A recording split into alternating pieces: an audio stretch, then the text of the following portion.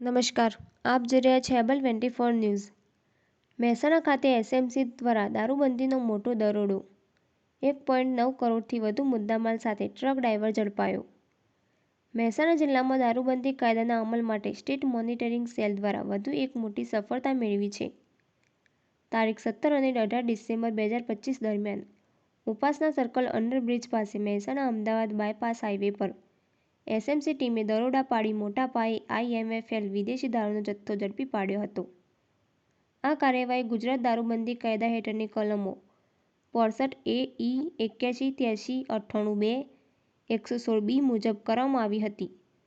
દરોડા દરમિયાન કુલ 25,747 IMFL bottles જપ્ત કરવામાં આવી, જેની અંદાજિત કિંમત 94,60,156 થાય છે।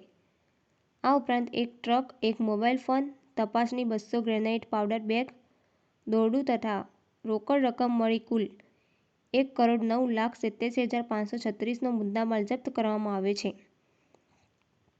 દરોડા દરમિયાન ટ્રક ડ્રાઈવર ભજનલાલ રત્નારામ બિશ્નોઈ રહેવાસી શેડવા, તાલુકો ચૌહાણ, જિલ્લો બાડમેર, રાજસ્થાનને ઝડપી લઈ મહેસાણા ગ્રામીણ પોલીસ સ્ટેશનને સોંપવામાં આવ્યો છે।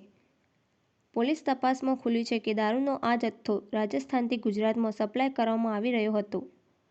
કેસમાં હજુ 4 આરોપીઓ વોન્ટેડ જાહેર કરવામાં આવ્યા છે, જેમાં આઈએમએફએલ સપ્લાયર હિતેશભાઈ સુથાર, ટ્રક નંબર RJ19GC8377 ટ્રક ડ્રાઈવરને માર્ગદર્શન આપનારા સ્વિફ્ટ કાર ડ્રાઈવર તેમજ આઈએમએફએલના પ્રાપ્તકર્તાનો સમાવેશ થાય છે।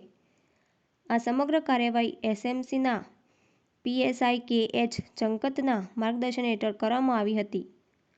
પોલીસે જણાવ્યું કે વોન્ટેડ આરોપીઓને ઝડપવા માટે તપાસ તેજ કરવામાં આવી છે અને દારૂબંધી કાયદાના કડક અમલ માટે આવા દરોડા આગળ પણ ચાલુ રહેશે।